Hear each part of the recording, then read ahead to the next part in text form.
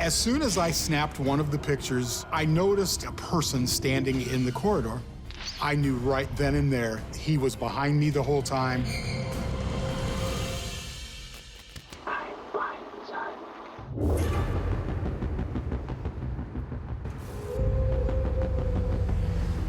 My ghost story began when I went to the home of Bishop Brown.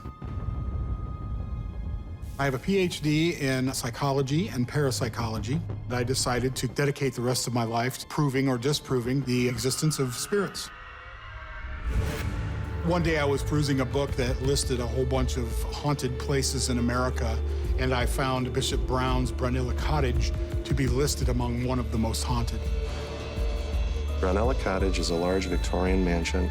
I believe it was built in 1887 as a wedding gift for Bishop William Montgomery Brown, who was an Episcopalian bishop in the Catholic Church. The bishop's home was a very sinister-looking place. It had been untenanted since his death in 1937. Bishop Brown was larger than life in Galion. He would help the poor, take care of anyone and everybody that came to his door. He was a compassionate man. He was a workaholic in terms of the church, and then became a prolific author. Liked to be the center of the show. People used to claim that they would see the bishop walk down the glass walkway, which was dimly lit at night. It had a very eerie look to it because there was never enough watts on the light bulbs. I contacted the Galion Historical Society, who now own the property. They approved me to come in there and prove or disprove this theory. I'm a Roman Catholic permanent deacon. I got hired as the caretaker of Brunella Cottage. From the first day that I lived in the house, I had this sense that I wasn't by myself. There was no unusual things that happened until about the 5th night that I lived there. I heard this like old-fashioned bell ring sound. It was like a clapper to a bell. The sound was coming from downstairs in the main reception room. I continued to follow the sound until I was confronted with a door. I opened the door. It just simply was an antique telephone on the wall. It wasn't even hooked up. No electrical input to it.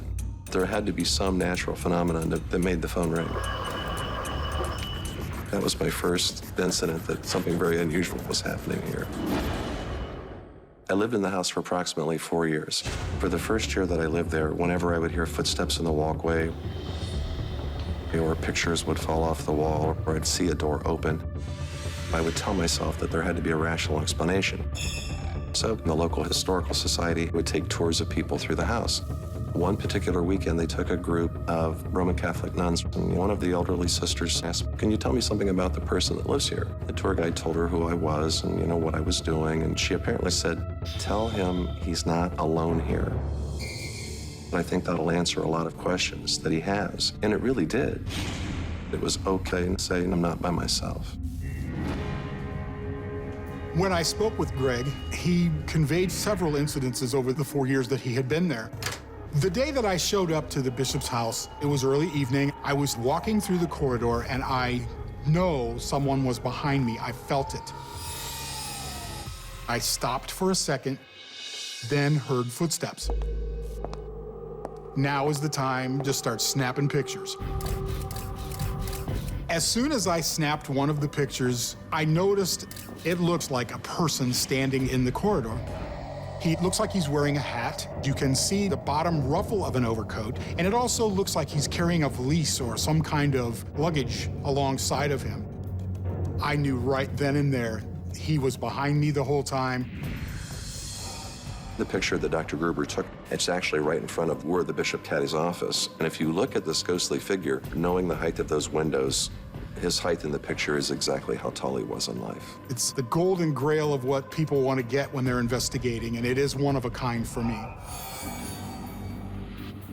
Our main focus is EVPs. I think that it produces some of the best evidence out there. EVP stands for electronic voice phenomenon. Anything that is inaudible by the ear can be picked up on an electronic device. The equipment that we use is a whole rack-mounted system, turns the whole place into a complete sound stage. I asked, I am here to just find out if you're here and how you are. I was surprised at the clarity. There's a caring quality to his response. To me, that's in keeping with who the bishop is. And it's also the response of a Victorian gentleman, I think, I am fine, son. It was unreal to hear the bishop's voice for the first time. It was awesome, awesome.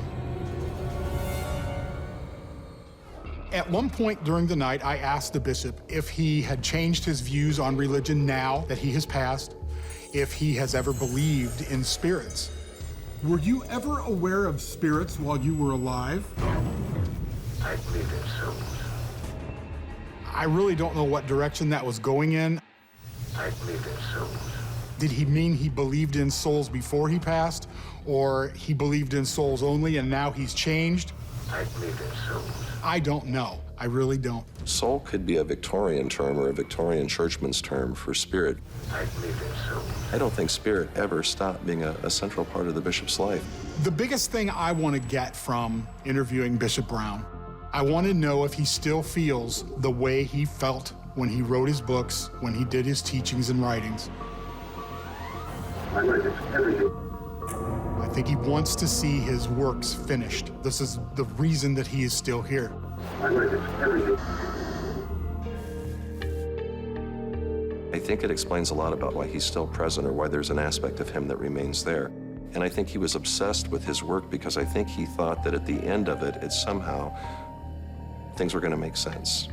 I learned this every day. I was very proud that they got to hear some of the things that we were looking for. That was confirmation that Bishop is still there.